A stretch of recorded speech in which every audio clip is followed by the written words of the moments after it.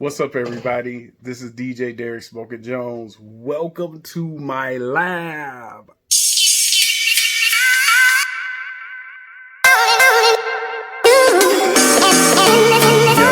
Welcome to my lab, everybody. We're going to get into a few things, man. Not long, not going to keep you long. First of all, I hope everybody's healthy and safe. Had a lot of personal stuff going on health-wise and, family stuff. So, man, I'm hoping everybody else, I'm finding you well and all that good stuff. And I know it's been a while since I did a video. But what I wanted to get into in my personal lab here was, I ordered some new monitors. And by the title, you see what they are, and it's the Adam 7Vs. Okay, what I'm saying? Or let's put it this way. T7V, the Adam T7Vs. Okay, I ordered those, and I'll tell you why and how I came to that decision. First of all, as you see in the background, I got the KRK 3rd generation 8s in the background, and I like those for the bottom end, but I found that they're very bassy. Now, don't get me wrong, they are excellent monitors, and they are good monitors depending on the room that you have. The reason why I like them is because you can adjust them to your room environment. You know what I mean? If you own a pair, you know what I'm talking about. The Generation 4 has a new digital screen in the background now, and you can do all the EQ adjustments on them, and I thought that was cool, and I originally actually ordered them, to tell you the truth. And because of the whole COVID thing and the whole everything is just being slowed down in shipping and all of that, I had to, and of course these were back ordered. They were back ordered everywhere, so which means they are probably a very popular speaker now, and or monitor, whichever term you want to use. For DJs that are venturing out, I would say, hey, those are great to DJ with, to practice on, listen to at home, gaming and stuff like that. But hey, I'm gonna cue you up on something else. The new JBLs are awesome. They sound really good. So if you just need something for DJ purposes, get the JBLs. I recommend the JBLs. They were gonna be my studio monitor type situation where I can listen to music overall. Okay, so let's get back into the T7Vs, the Adams. First of all, I know you guys have probably seen multiple videos on these, so I'm gonna show it to you. All right, if I can get it up in the camera. This is the bass cone in the back, you know what I'm saying? And this is one of the things, this is kind of a little heavy, just a little heavy. But one of the things that I didn't like about I don't like about the Adam is the bass cone being in the rear versus right here. The bass cone opening is right here in my KRKs. You see what I'm saying? So I like the fact that it's in the front and it won't be reverberating or giving me any false bottom coming off my walls. You know what I'm saying? So of course now I'm going to have to probably drop some bass traps in the corners and stuff like that, which I was going to do anyway. But we're going to try it out first. I'm going to try and mount them about 3 to 4 feet off the wall, keeping them around my ear level where I can hear. So I'm going to have to rearrange some things in my lab just so I can hear properly. And that's another thing. But before I get into that, let's get back into some of these features that you guys might see and might not have seen. So right here, what I don't like is the little knob. I mean, it doesn't click. It doesn't let you know when you're dead center, where you at frequency wise. You just got to kind of guess it out. You know what I mean? The other thing is it does have a balanced XLR and an unbalanced RCA. Okay. I kind of wish they did a 1/4 inch balance as well, so you can switch things around and maybe, a stereo RCA in the back. But hey, the power is turn it on here, and it's got a little indicator light, but You know, I kind of would rather had all of that in front of the speaker rather than behind it. And you have high frequency and low frequency switches here. So let me get in closer for you. So right here, you can see we got the high frequency, 2 dB positive, 2 dB negative, and we're doing the same thing on the low frequency.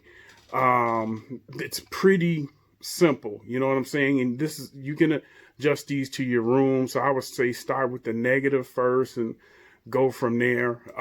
Let's turn it around to the front. Here's the front. Here's the front of the baby. This is the big ribbon tweeter that everybody's been bragging about, that gives you this great mid-range and highs where you can hear everything very clear and all of that. And then, of course, our subwoofer. I mean, there's not much to it. It's a very sturdy build. They might be around the same weight as my KRKs, but maybe not quite. I'm gonna set this down. So, why did I get them? Okay. Part of the reason was what I said before. My rockets were on back order and I could not wait. I had some projects that I had to finish. But in defense of the Adams were my first pick to get for studio monitors until I saw what they were doing with the KRK. Now, not taking anything from the Adam, I went, and I recommend everybody to do this. Go somewhere where you can listen to all of your monitors and or speakers. I went to Guitar Center, I went into their studio lab, and I listened to each and every speaker. One of my favorite ones, of course, was the Yamaha. I think it was the Yamaha SH5, and they had a 8 or a 7 there that I liked. That was very flat, very good bass response. I think it was somewhere between 25 and 39, in the frequency range. I think these are more like, I can't remember what the Adams were offhand. Go check out some other videos on the Adams. They'll break it down. But that was really what I did. So my whole combo pack initially was going to be 2 sets of Adams, the small ones. I was going to get the small ones, like the small set of speakers I got up near my monitors in the background here. And I was going to get, for just general listening, I was going to get the JBLs. And then for some reason I said, well, you know what, maybe I'll do these and the Gen 4 KRKs. So I'm still going to order the Gen 4 KRKs just because I'm a Rocket fan. They say that these 7s, the Adam 7s, are going to change my whole attitude and my whole opinion about the whole listening pleasure and everything. So we're going to see how they bond with my room and the things that I have to do in my room, and then I'll do a follow-up video on that. I would recommend to all you guys, man, to make sure that you understand that each monitor that you get is always my room is going to sound different than your room. The room that you listen to in somebody else's lab or store, that area is going to sound different than how they sound in your room. If you have a long room like I do, I have a long room. My room is about 15, it's about 15 by 20, 15 by 25. So I got a shotgun of a room, so I can have speakers that are going to pump out a little more. So that's why I went with the 7s, or I stay with the 8-inch woofers. If you're in a smaller condensed room, a 10 by 10, a 8 by 8, something like that, then you probably want to get a, smaller woofer, like a 5-inch or something like that. So you're not getting, because you got to give time, you got to give your sound time to go down this burst before it comes back, because if it hits that back wall right away and it comes right back at you, it's going to give you a bad mix. You're not going to be hearing what you think you're hearing. It's going to be lying to you. So you want to give that sound enough time to go down, hit the wall, disperse before it comes back. It should drop off just before it hits you or mid-room or whatever, and stuff like that. But that's what, I would recommend to you guys. I mean, I hear a lot of guys on YouTube tell me, hey, yeah, go buy the speakers, try them out.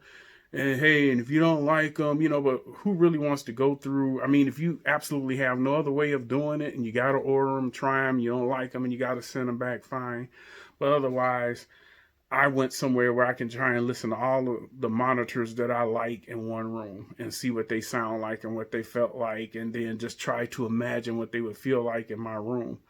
I did like the clarity. In listening to the Adams, I did like the clarity. I heard instruments and clicks and tings and hi-hats and snares so clear. My fear is that I'm going to be losing a little in my punch. I mean, I heard the punch is there, and when I listened to them, the punch was there, but not quite like it was on the KRKs and not like it was on the Yamahas. So the Yamahas were just phenomenal. The KRKs were good, but then when they did side-by-side comparisons between the KRK and the Adam, not too much difference. It all depends on the music that you're mixing down or whatever.